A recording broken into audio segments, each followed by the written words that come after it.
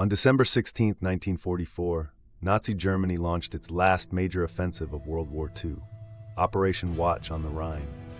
Over 200,000 German troops and 1,000 tanks surged through the snow-covered Ardennes forest, catching Allied forces completely by surprise.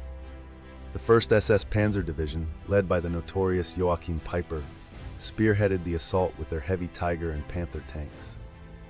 Their objective was to split Allied forces and capture Antwerp's vital port. The brutal winter conditions and rugged terrain initially worked in Germany's favor, allowing them to advance nearly 50 kilometers in just 3 days against unprepared American defenses. On December 17th, Peiper's Kampfgruppe encountered elements of the U.S. 285th Field Artillery Observation Battalion near the Bogniers Crossroads. Outnumbered and outgunned, about 120 American soldiers surrendered after a brief firefight. The prisoners, mostly young artillery observers and support personnel, were disarmed and assembled in a snowy field. SS troops confiscated their personal belongings and began interrogating officers.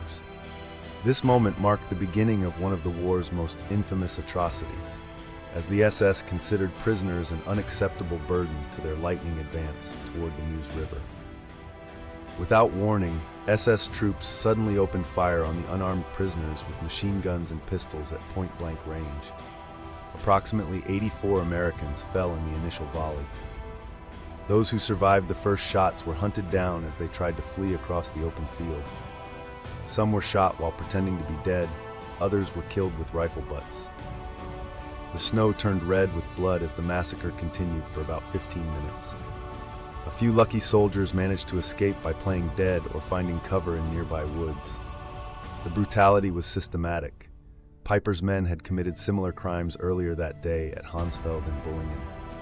About 40 Americans miraculously survived the massacre, many by playing dead under piles of bodies. As night fell and the Germans departed, the wounded crawled through freezing temperatures to seek help.